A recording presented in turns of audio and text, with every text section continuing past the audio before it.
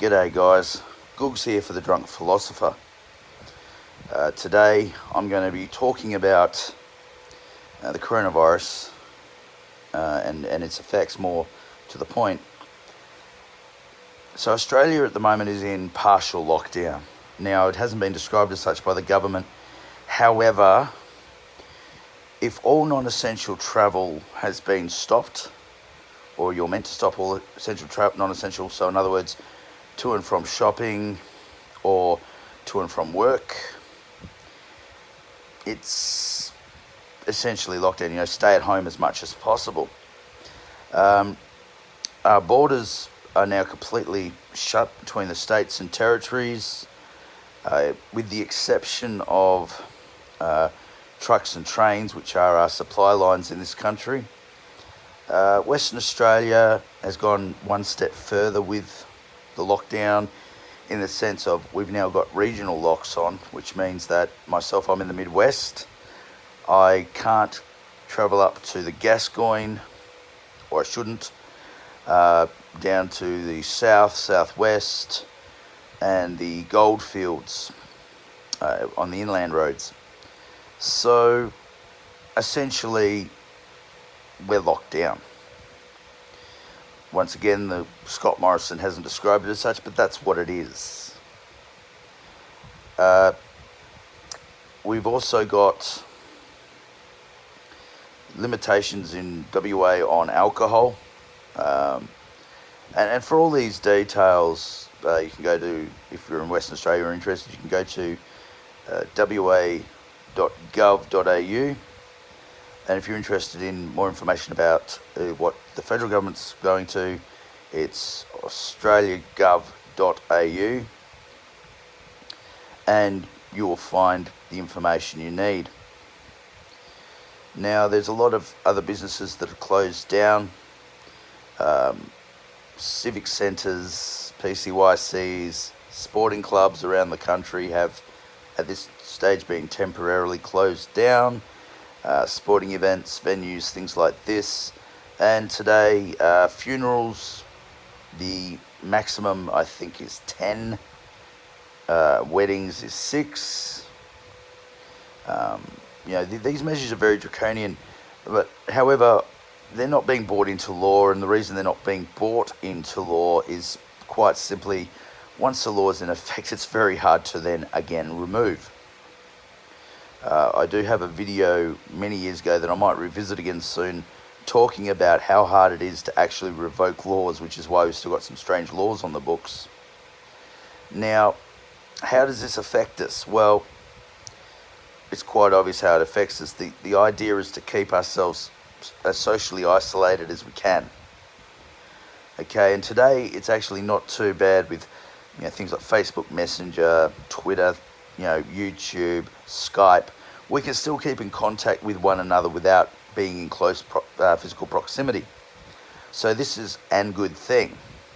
One word of advice though with the internet and with the telly, okay, that I would like to give people is maybe watch a little bit in the morning and to find out what has happened overnight with the virus and with what the government's saying, whether it be at your state or your federal level, and then only again in the evening for the same idea, to find out what's going on with the virus. And the reason I'm saying you should probably limit your exposure to the media is, I think part of this panic that we're seeing in regards to shopping and things like this is because too many people are actually spending too much time.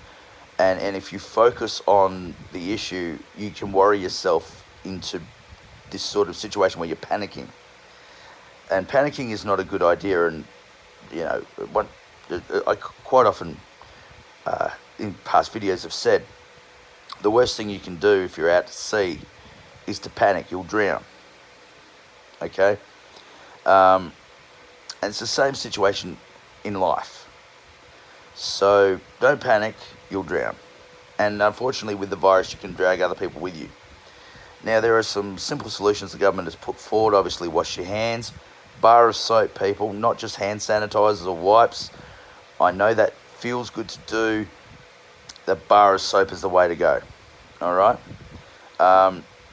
Shower morning, night, that sort of thing. Maybe take a tissue with you, some tissues with you. People say sneeze into your elbow, although I don't know, man. I don't generally wash my elbows when I wash my hands. I guess that might take a bit of getting used to.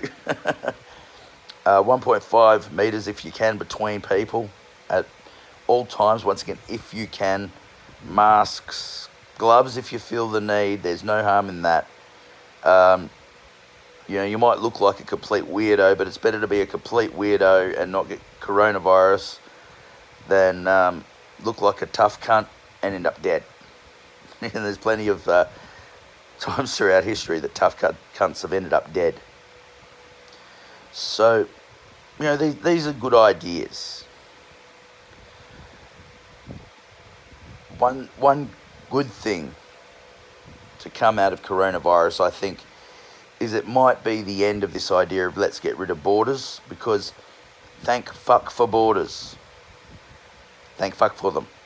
Because if you get to the whole globalist idea, nobody has any borders, you have what has happened recently, unfortunately, to a lot of EU countries, where somebody from Italy doesn't know they have the coronavirus, and in 10 days has gone to 4 or 5 different countries, come back home, gotten sick, found out they got the coronavirus, and next thing you know, these people in 4 or 5 countries have it too. They spread it around.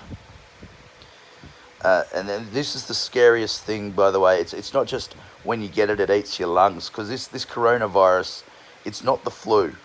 Okay, this virus will start eating the lining of your lungs. One of the reasons that people are getting pneumonia and bacterial infection is because your lungs are actually under attack by this virus.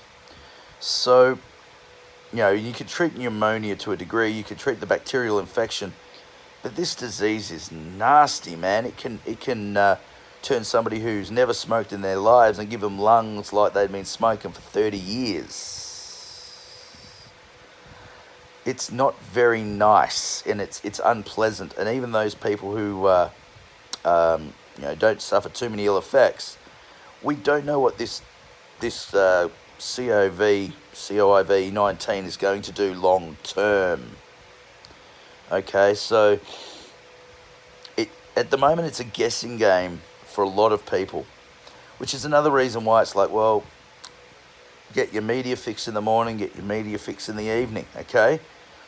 And I mean that, don't stress yourself out. Do the best you can to stay away from other people, and do the best you can to because it's not just for your sake, it's for their sake as well. It's time to get humanitarian on this issue, because it's about looking after other people. Do I think we will go into full lockdown in this country? I think it's probable. Because the police are actually having a lot of problem at the moment with people who are supposed to be isolated or quarantined, still going out into the environment. And as far as I'm aware, I read an article in the Australian about 2 hours ago saying that Scott Morrison had put the Army Reserve on standby. And if the Army Reserve's on standby, I'd say that the Army and the Navy and the Air Force are already ready. Now, possibility of martial law, yes, it could be something completely different. It could just be old Googs, the drunk philosopher, being a bit of a worrywart here. But there's a good chance, I think, that we will end up at some stage in a full lockdown. So be prepared. Don't be scared. Don't panic. But just be prepared. Okay, the old Cub Scouts. Dib, dib, dib, dob, dob, dob. Be prepared, people. With that said, I'm Nathan Googs Fletcher. Good luck to all of you around the world. Uru. Be good. And please, please be safe. And I hope to see you on the next video. Ciao.